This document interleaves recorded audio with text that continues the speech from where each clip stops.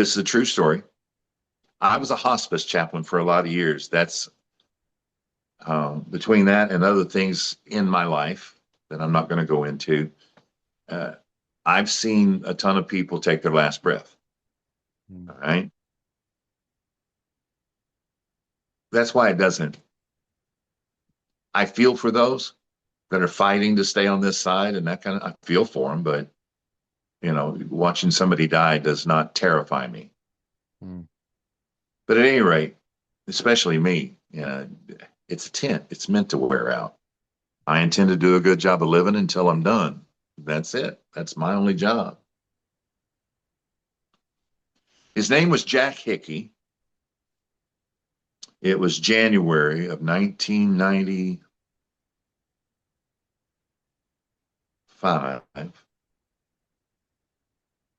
No, no, I got to back up. It was January, but it was 1993. I'm being slow because this is a rough period of my life. This is the period when all that I had feared, all that I had sensed, and all that I was sure of but didn't have proof of was all coming to having proof. So it's kind of a rough period. But anyway, You're fine. January of 1993, it was cold as hell outside of Chillicothe, Missouri. And the way that the hospice group that I was a part of worked, uh, before you could be considered, to be brought into the hospice system. And what happened with that is you got a lot of assistance. Those hospital beds that raise up and all that kind of stuff, they expensive, they high. And there's people that, because of their cancer, because of their situation, it was about the only physical way to relieve some of the horrific pain that they were going through in their last days. There comes a point when morphine just isn't doing it anymore. So, at any rate, the beds are expensive. Being checked on by a nurse every day gets expensive. So, hospice helped with all of those expenses. All right.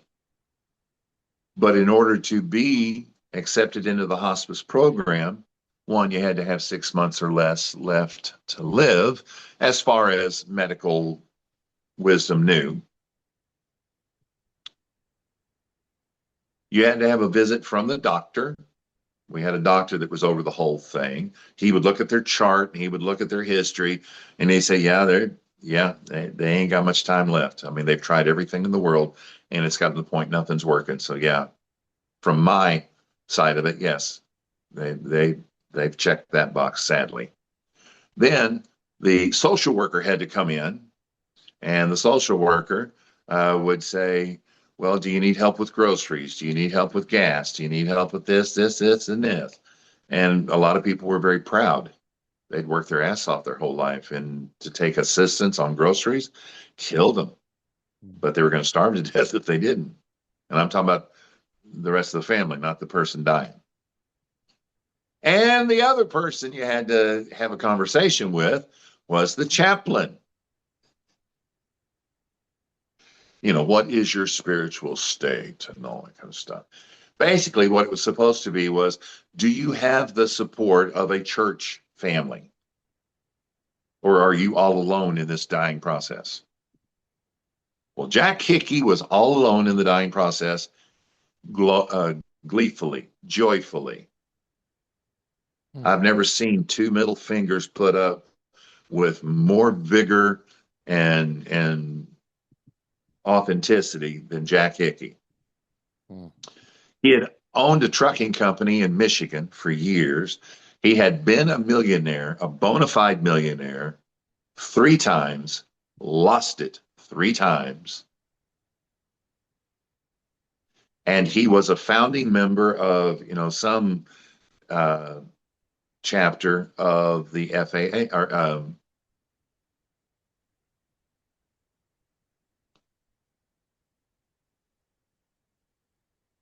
EAA, Experimental Aircraft Association. I couldn't think of the damn letters.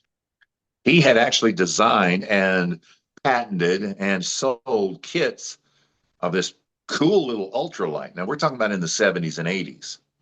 Okay. So Jack Hickey was sharp. Jack Hickey was worldly. Jack Hickey was a tough man. I mean, he owned a trucking company. He had like 27 trucks at one time, gravel trucks and cement trucks and everything. You got to be a tough guy to have that kind of company.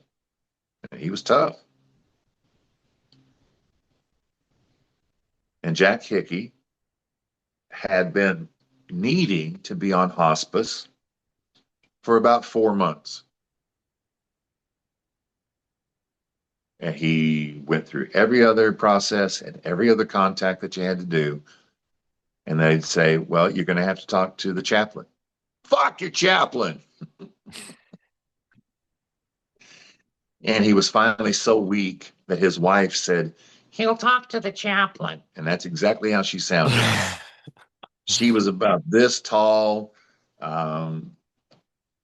She wasn't real fat or anything, but she kind of waddled everywhere she went. And she adored Jack. Don't get me wrong. She adored him. But the only reason she was going to let a preacher in the house is because Jack was hurting so bad that they needed that bed. Mm. And the morphine, because morphine was getting expensive. And, so the combination of the bed and the morphine was at least taking the edge off of it. So they said, we're going to go ahead and provide you with the bed. We're going to go ahead and do that, but you're going to have your meeting. Okay.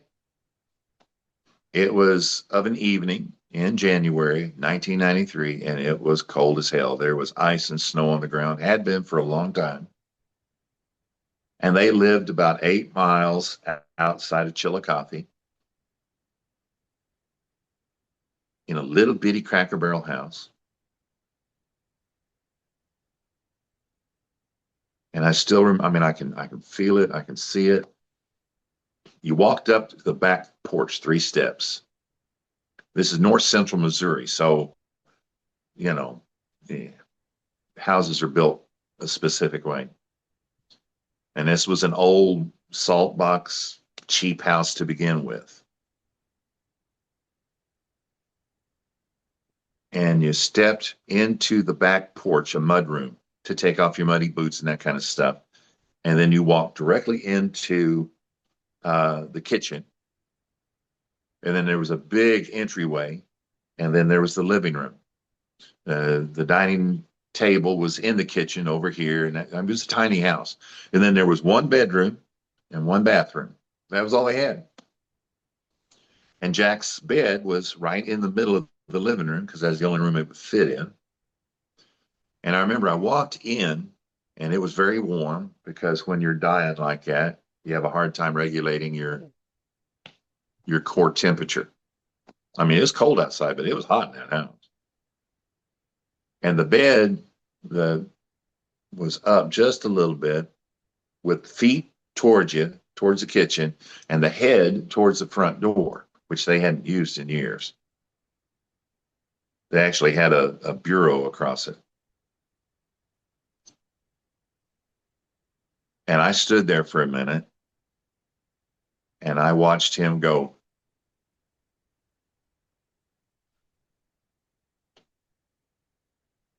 30 seconds later. I thought, I'm too late. He's on his way out now. 30, 40 seconds later. Then his little wife waddled over to the bed and she reached over and she touched him on the shoulder and she goes, Jack, the preacher's here. Talk about the exorcist. And I thought, oh my gosh, a demon has possessed him and I'm about to be eaten alive. He came up out of that damn bed and he looked around for a minute and then he locked eyes on me. And as he slumped back, I'm not exaggerating at all.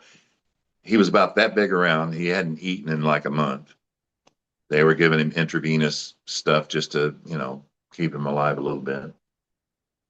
As he slumped back on the bed, he goes, all right, Tell me about this Christianity crap. Now, Jack had no imagination showing about our king. Would you say that's a fair assessment? I would say so. He definitely had no imagination about churches or religion. So what do? I said another prayer. I learned that off of Nehemiah. You say prayers all the time. I said another prayer and I walked up to the side of his bed. And because I'm who God built me to be, I guess there is a reason and a purpose for it. I leaned over and I said, how about we forget all about that Christianity shit? His eyes came open. I didn't say crap. I said shit. I said, how about we forget about all that Christianity shit? And let me tell you about a small town carpenter that just happened to save the whole world. Is this a trick? I said, no, no trick. It's the truth. You're too close to being dead, and I'm too close to not giving a rat's ass for me to lie to you. And he looked past me to his wife and he goes, they finally found one, a real preacher. That's what he said. At any rate, so I told him about our king. I told him about how he treated the woman at the well and how he treated Nicodemus and how he treated Zacchaeus and how he treated blind Bartimaeus and different ones. And I said, there's not been another man that's ever lived on this earth, Jack Hicky, that has ever been around that many different people and always made the same impact. That's why I surrendered to him. So we've had our conversation. You are now legally in the hospice, and I'll leave you alone. I turned to leave. That was it. Wait a minute. I stopped. I didn't turn around. He goes, turn around and look at me. I turned around and I looked at him. He goes, can you be here tomorrow? I said, yes, sir. He goes, I got some questions. I said, well, I know the man that's got some answers. I'll be happy to be here. I spent the next 3 days, about 3 hours, because he had no strength for more than that, about 3 hours a day. And we didn't go through Mark and then John and the prophets. And no, well, what about this? And what about that? And how come this? And how come that? And if he's a loving God, and just blah, blah, blah. And I'd go to God's word and I'd show him. And after 3 days, Jack Hickey called me up about 6 o'clock in the morning. And I woke up and I said, are you okay, Jack? He goes, hell yeah. I mean, heck yeah, I'm okay. Self-corrected. I said, all right, what can I do for you? Well, you can get your butt over here. I want to be baptized into Christ. Wow. And we filled his bathtub up with really, really warm water. And I helped him get in the tub. And he was, so stove up, he couldn't, go under. So I just took water from around the side, and he still had his underwear on, and just put it over his head a couple of times. He was completely covered. Now, if you're Catholic, that doesn't make sense to you because you guys just sprinkle babies in the face. But the way that it's talked about in God's word is baptizo, which is the koinonia Greek, the everyday Greek man's term for being inundated, for being buried. And you don't sprinkle dirt in someone's face and say they've been buried. That would be unhygienic, nasty. It's the same way with baptism, but that's another story for another day. So I baptized him into Christ that day, and I had 8 days with him. Every day he would call me, you coming? Yes, Jack, I'm coming. I want to know as much about my king as I can. And one day, 2 days before he died, I came over and he started crying. And I said, what's wrong, Jack?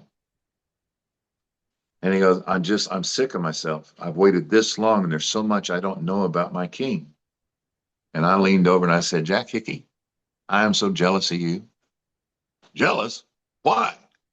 I said, because in a very short period of time, you're going to know more than all of the theologians, all of the preachers and all of the seminaries on earth combined, because you're going to be standing face to face with him. Mm. Yeah, I'm going to be smarter than you pretty soon. I said, yeah, you already are.